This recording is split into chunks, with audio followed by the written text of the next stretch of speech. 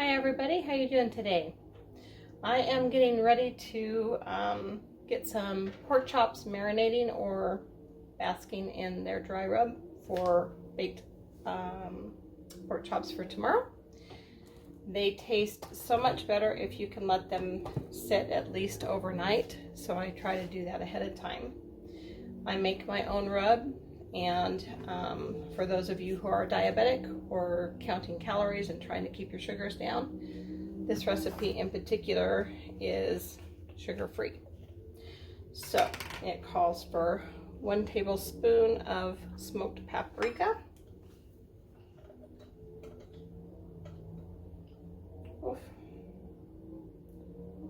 just about out. I'll put that on the list. As you can see, my measuring is very precise on this. I'm usually pretty precise on everything that I do, but in this case, not so much. Then it calls for 2 teaspoons of kosher salt, and I actually don't have kosher salt right now, so I'm going to use my Redmond's coarse sea salt. It's basically the same thing, and because it's Redmond's and I know that it's extra salty, I'm actually going to do like 1.5 teaspoons. Otherwise, it just gets to be a little bit much. And then 3/4 of a teaspoon of black pepper.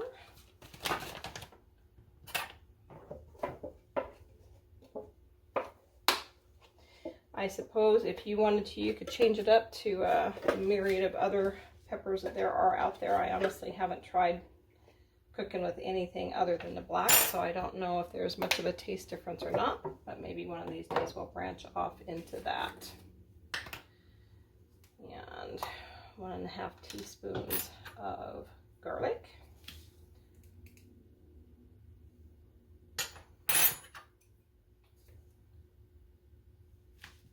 Actually, I'm going to do just a little bit more of the garlic.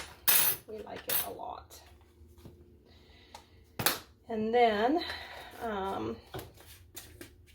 we buy in bulk a lot of times, my sister and cousin and I, so we share seasonings.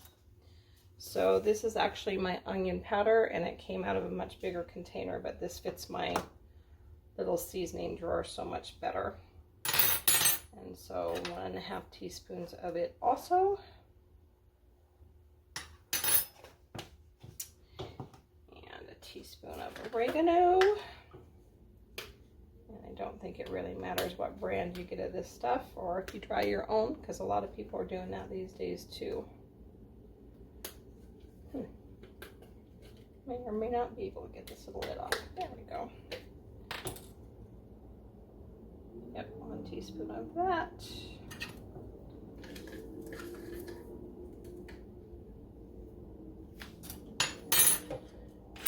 And then it calls for 3/4 of a teaspoon of mustard, but we're not huge mustard fans, but it does add a little bit of something to the mix. So instead, I'm just going to do 1/2 teaspoon of that.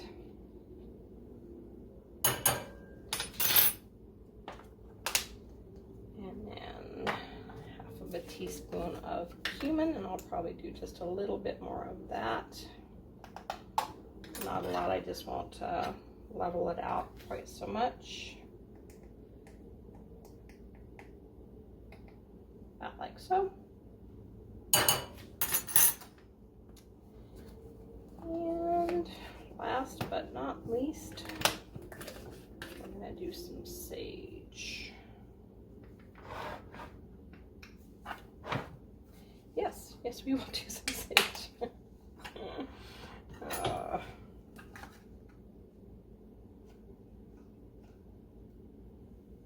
Like that.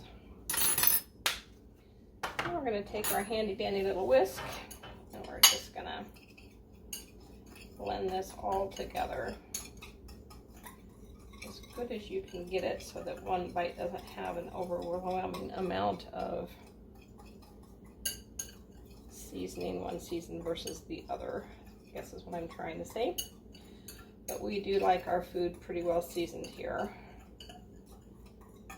between how I grew up and my time in Louisiana, I have found that I really do like my food seasoned well. So this is the pan in which I'm going to marinate this overnight. And because I also really do like to have some leftovers, I'm gonna get stuff ready here.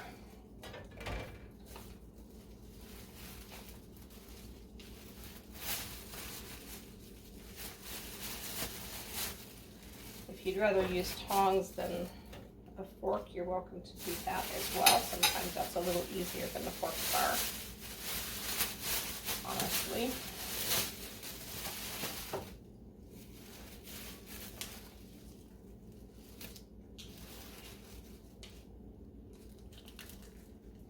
And then before I cook these tomorrow,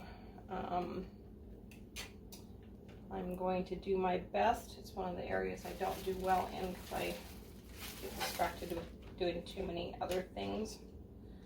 But I will try to pull these out of the refrigerator at least 30 minutes before I'm ready to cook them. Alrighty, so now the trick is we want this dry rub to stay on our pork chops. So what I normally do is just drizzle some olive oil on.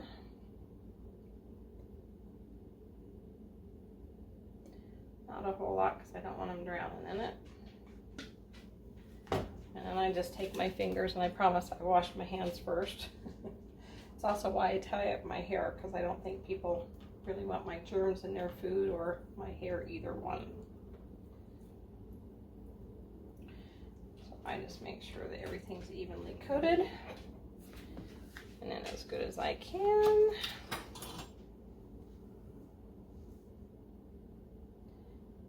Why I ever think I can really work with my left hand and get stuff scooped out very well, because I really cannot. Sounds good in theory, but not so effective sometimes. And here again, I'm going to put my hands to work. Get this evenly spread out so that hopefully every little bite will have a delicious flavor to it tomorrow.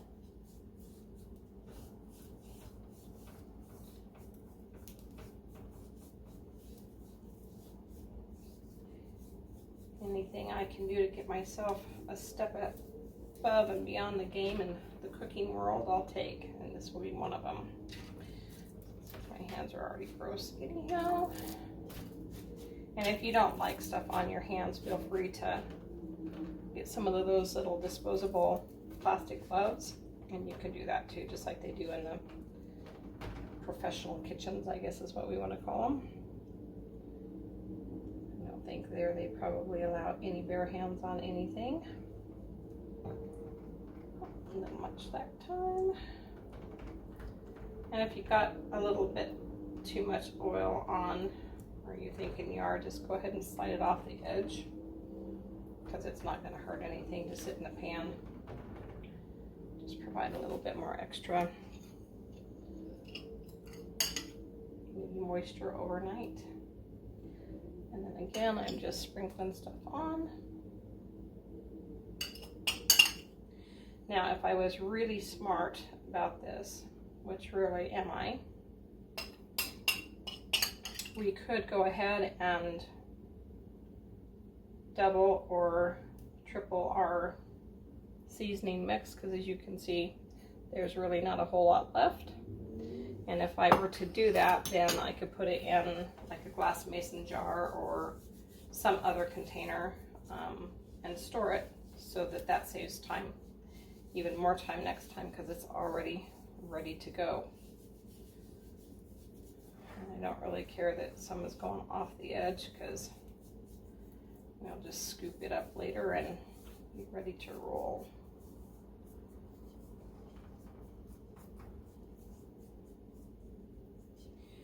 And although there's not a lot of that seasoning left, definitely not enough for another batch, what I will do is I will hang on to it. I'll cover it and hang on to it, because before I start cooking these tomorrow, I'll flip them. And if I feel like I've missed a spot or something else needs a little bit more seasoning, I'll just go ahead and add that on. And if not, I probably will go ahead and just throw it back in a container so that it can be added to the next batch. All right, go ahead and wash my paws. Alrighty, easy peasy. Now all I'm gonna do is just wrap them with plastic wrap and pop them in the oven till tomorrow. And they'll be ready to pull out and get cooking.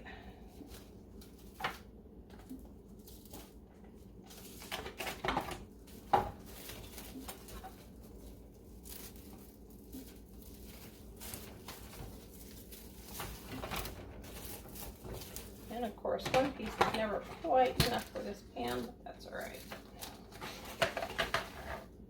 A little dab.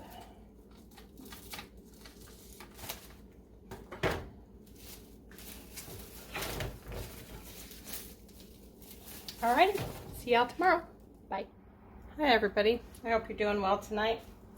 We're back to our no sugar dry rub pork chops tonight.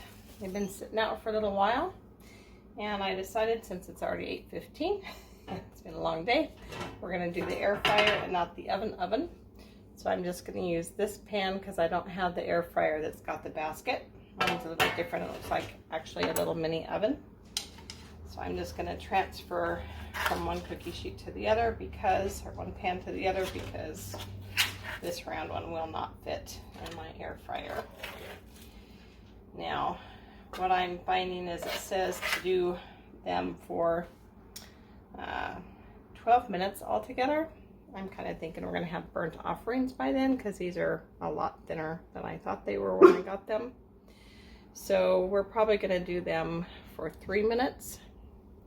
And then I will flip them and then we'll check them, because pork chops can be a little dry on a good day, but especially if they're overcooked. So I'm going to get those going in there for at 400 degrees. And while those are cooking, I just grabbed some leaf lettuce, so I'll get it washed up and we'll make some salad tonight, and that'll be dinner. Be back in a little bit. It's been 3 minutes on the first side. And I think that's plenty. Let me get one of these thicker ones to show as I get ready to flip. But you can already see how the meat is getting pretty white. And even though on the inside it doesn't look like it's quite cooked, I think another 3 minutes is going to be great. But it'll be easy to check these for the way that they cut them for us. So I'm just going to flip this all over. Throw them back in for another 3 minutes. Okay, just got my pork chops back out of the oven after another 3 minutes. Let's take a look and see here.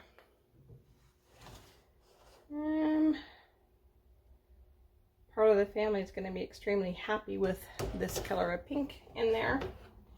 Part of the family is not, so I'm going to pull a couple out and put the other couple back in for 2 minutes, and that will call it done for us. And now our salads are ready to go. We have some that really like, fresh things like tomatoes and cucumbers, and some who don't. But salad is salad, and it's good. I go with the leaf lettuce instead of the head lettuce because there's more nutrition and vitamins in it. A little bit more fiber for us, and that helps too. And we have some leftover rice from the other night, so that'll top this off. Okay, we're back. So this is one plate. This is if you don't care about your carbs and sugars, etc. This is the more low carb version of this. Good for diabetics, good for those who are doing the keto or whatever. And I'm curious to see how we did here, really truly.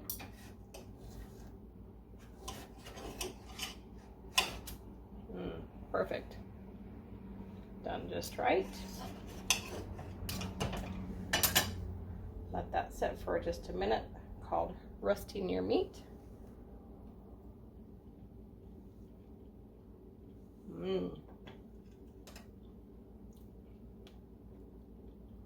great balance in the seasoning. I'll put that recipe in the link for you.